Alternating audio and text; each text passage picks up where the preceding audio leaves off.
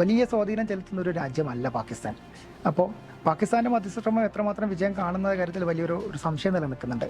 മറ്റൊന്ന് എന്ന് പറയുന്നത്, ഈ ഇറാൻ മുന്നോട്ട് വെച്ചിരിക്കുന്ന ഈ 10 നിർദ്ദേശങ്ങൾ, അവരുടെ ആവശ്യങ്ങൾ ഒരു കാരണവശാലും അമേരിക്കക്കോ അല്ലെങ്കിൽ ഇസ്രായേലിനോ അംഗീകരിക്കാൻ കഴിയുമെന്ന് എനിക്ക് തോന്നുന്നില്ല.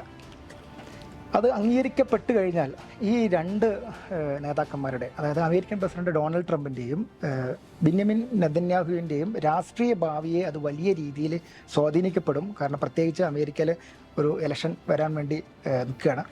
അതോടൊപ്പം തന്നെ നെതന്യാഹുവിനെ സംബന്ധിച്ചിടത്തോളം വലിയ അഴിമതി കഥകൾ നിരന്തരം വേട്ടയാടിക്കൊണ്ടിരിക്കുന്നുണ്ട്. ഇതിനൊക്കെ മറച്ചു വെക്കാനുള്ള ശ്രമമാണ് നെതന്യാഹു നടത്തിക്കൊണ്ടിരിക്കുന്നത്. അപ്പോൾ ഈ 2 ആളുകളെ സംബന്ധിച്ചിടത്തോളം ഇത്തരമൊരു യുദ്ധം അവസാനിപ്പിക്കുക എന്ന കാര്യത്തിൽ, അതായത് ഒരു ഫലം കാണാതെ തന്നെ യുദ്ധം അവസാനിപ്പിക്കുക എന്ന് പറയുന്നത് അവരെ സംബന്ധിച്ചിടത്തോളം ആത്മഹത്യപരമായിരിക്കും. ആ ഒരു പോയിന്റ് ഓഫ് വ്യൂവിൽ വെച്ച് നോക്കുകയാണെങ്കിൽ ഈ 15 ദിവസത്തെ ഇപ്പോൾ പ്രഖ്യാപിച്ചിരിക്കുന്ന താൽക്കാലിക വെടിനിർത്തൽ പ്രഖ്യാപനം അധികകാലം മുന്നോട്ട് പോകാനുള്ള സാധ്യത വളരെ വിരളമാണെന്ന് നമുക്ക് കാണാൻ പറ്റും. ഇതിൽ ചൈനയുടെ ഇടപെടൽ ഉണ്ടായിട്ടുണ്ട്. അതുപോലെ തന്നെ പാകിസ്ഥാൻ മാത്രമല്ല ഇതിൻ്റെ ഒരു ഇനീഷ്യേറ്റീവ് എടുക്കുന്നതിൻ്റെ തുടക്കം മുതൽ തന്നെ ഈജിപ്ത് ഉണ്ട്, സൗദി അറേബ്യ ഉണ്ട്, അതുപോലെ തന്നെ തുർക്കിയും ഉണ്ട്.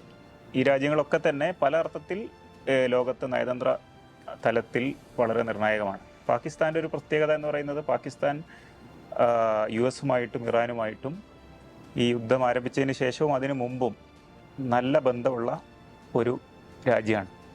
US പ്രസിഡൻറ്റിനോട് വളരെ അടുത്ത ബന്ധം പാകിസ്ഥാനിൻ്റെ പ്രസിഡൻറ്റും അതുപോലെ തന്നെ അവിടുത്തെ ആർമി ചീഫും ഒക്കെ പുലർത്തുന്നുണ്ട്.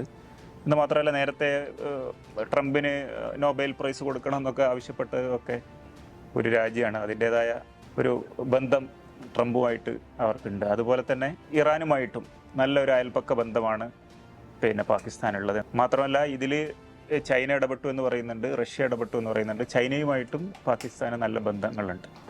അപ്പോൾ പാകിസ്ഥാൻ്റെ ഇടപെടൽ പൂർണ്ണമായും വില കുറച്ച് കാണേണ്ടതില്ല. അതേസമയം തന്നെ പാകിസ്ഥാൻ മാത്രം ഇൻവോൾവ് ചെയ്ത് എന്നതിലപ്പുറത്തെ ലോകത്ത് പല പ്രമുഖ രാജ്യങ്ങളുടെയും പിന്തുണയോടുകൂടി പാകിസ്ഥാൻ നടത്തുന്ന ഒരു ശ്രമം എന്നുള്ള നിലക്ക് തന്നെയാണ് ഇത് മനസ്സിലാക്കപ്പെടുന്നത്. അതുകൊണ്ട് തന്നെ അത് വിജയം കാണാനുള്ള സാധ്യത പാകിസ്ഥാൻ എന്നുള്ള ഒരൊറ്റ ഫാക്ടർ വെച്ചിട്ട് നമുക്ക് തള്ളിക്കളയാൻ പറ്റില്ല. അതോടൊപ്പം തന്നെ മനാഫ് പറഞ്ഞതുപോലെ US-ലും ഇസ്രായേലിലും ഒക്കെയുള്ള ആഭ്യന്തര പ്രശ്നങ്ങൾ അത് യഥാർത്ഥത്തിൽ ഇനിയിപ്പോൾ യുദ്ധം പുനരാരംഭിച്ചാൽ പോലും പരിഹരിക്കപ്പെടുന്നതല്ല.